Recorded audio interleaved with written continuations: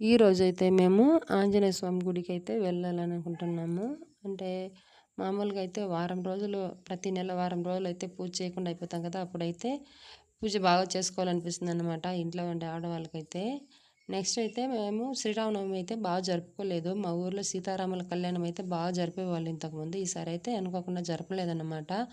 ఆ వెలితి అయితే అలాగే ఉండిపోయింది నాకు. నెక్స్ట్ ఇంకేంటంటే ఇది వచ్చి మొక్కుబడి అనమాట. తమలపాకుల మాలేసి ఆంజనేయ స్వామికి వే మొక్కుబడి మొక్కున్నాను నేను. అందుకనేసి నేను ఈరోజైతే కుదిరింది. నెక్స్ట్ పక్కూర్లో అయితే 11 రోజులు, 12 రోజులు 11 రోజులు, 11 రోజులు. 11 రోజులైతే పూజలు జరిపిస్తారు. హరికథలు, నాటకాలు, భారతాలంతా కూడా ఏసి గాని జరిపిస్తారు. నెక్స్ట్ అక్కడికైతే ఈసారి వెళ్దాం శ్రీరామనవమిలాగా సరిగ్గా జరుపుకోలేదు కాబట్టి. అందుకే నేను వీడియో గాని పెట్టలేదన్నమాట. జరుపుకోలేదు కాబట్టి. నెక్స్ట్ మేము అక్కడికి గుడి దగ్గరికైతే బయలుదేరేసాము. అక్కడైతే ఆంజనేయ స్వామి దగ్గరికెళ్ళి తమలపాకుల మాల అయితే సమర్పించాము. అక్కడ సమర్పించేసిన తర్వాత నెక్స్ట్ ఏంటంటే నా లైఫ్‌లో మాత్రం చెప్తాను. నేను ముందుగా ఏదైనా ప్లాన్ చేసుకుంటానంటే అది జరగదన్నమాట. అప్పటికప్పుడు అనుకుంటేనే జరుగుతాయి కొన్ని.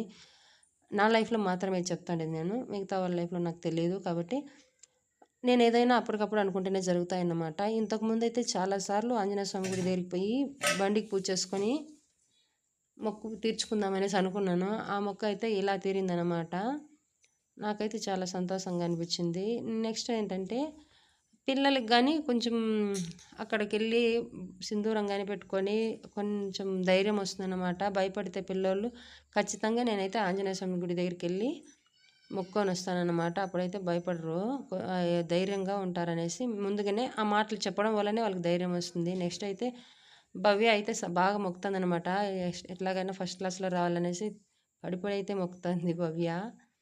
సరే అని చెప్పి ఇంకా పిల్లలైతే వాళ్ళు ఎక్కడికైనా ఆడుకోవడానికి వెళ్ళేటప్పుడంతా పడి పడి ఎక్కువ పడుతూ ఉంటారు కదా! అప్పుడైతే నేను ఆంజనేయ స్వామి గుడి దగ్గరికైతే వెళ్తాననమాట. అక్కడ ఏదన్నా మంత్రిచ్చేదైతే ప్రతి నెలకొకసారి అయితే పిల్లోళ్ళకి మనం వేపాకుతో మంత్రిస్తారన్నమాట అయ్యవారు. అక్కడికెళ్ళి నేను చేసుకొనొస్తాను. ఇదైతే నెలకొకసారైనా, 2 నెలలకోసారైనా చేస్తాననమాట దీన్ని. నెక్స్ట్ పూజంతా అయిపోయిన తర్వాత ఖచ్చితంగా 10 నిమిషాలు కాకపోయినా, ఒక్క నిమిషమైనా కూర్చొని రావాలన్నమాట. ఏ గుడికి మనం వెళ్ళినా గానీ, ఒక నిమిషం అయితే పూజ చేసుకొని హడావిడిగా పూజ చేసుకొని వచ్చేస్తాము. అదైతే రాంగ్ అనమాట. నెక్స్ట్ ఎంత హడావిడిగా చేసినా ఒక్క నిమిషమైనా కూర్చొని లేవాలనేది పెద్దలు చెప్పిన మాట ఇది. నెక్స్ట్ అయితే పక్కలో హరికథ జరుగుతుంది. హరికథ ఏంటంటే ద్రౌపది దేవి హరికథ. నేనైతే అక్కడ కూడా పూజ చేయాలన్నారు. అక్కడ కూడా కలశాలు అవంతా ఉన్నాయని చెప్పారు. మా పెద్దమ్మ అయితే వచ్చిన పెద్ద పెద్దమ్మ అయితే. అక్కడికెళ్ళి చూసుకొని వద్దామనేసి అయితే వెళ్ళాను. అక్కడైతే ఆమె హరికథ చెప్తూ ఉన్నారు. ఇక్కడైతే ద్రౌపది దేవి పంచపాండవులు అన్నమాట. వీళ్ళకి అయితే దండం పెట్టుకొని మొక్కొని వచ్చాను. ఈ కథ అంతా తెలియదు కాబట్టి నేను చెప్పలేదు.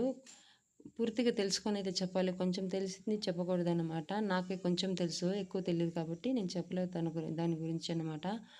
ద్రౌపది దేవి హరికథ అయితే అనేసి అక్కడ ఉండే వాళ్ళు చెప్పినారు కాబట్టి ఇంకా అమ్మవారు కూడా ఆమె కాబట్టి అమ్మవారికైతే దండం పెట్టుకొని నెక్స్ట్ అయితే మేము వర్షం పడేలాగా ఉందనేసి అప్పటికే వర్షం చిన్న చినుకులు అయితే స్టార్ట్ అయిపోయినాయి. మేము బయలుదేరేసాము. నెక్స్ట్ అయితే మా పెద్ద పెద్దయ్య అంటే మా హస్బెండ్ వాళ్ళ మేనమామ అన్నమాట. వాళ్ళ పెద్ద మామ వాళ్ళ పెద్దత్త అయితే అక్కడే ఉన్నారు కాబట్టి వాళ్ళతో కలిసాము. పెద్దమ్మ వాళ్ళ మేనత్త అన్నమాట. వాళ్ళైతే హరికథ వచ్చేసారు. మధ్యాహ్నం నుంచి విన్నారన్నమాట. ఇప్పుడైతే సాయంత్రం బయలుదేరుతున్నారు. ఇంకా వాళ్ళ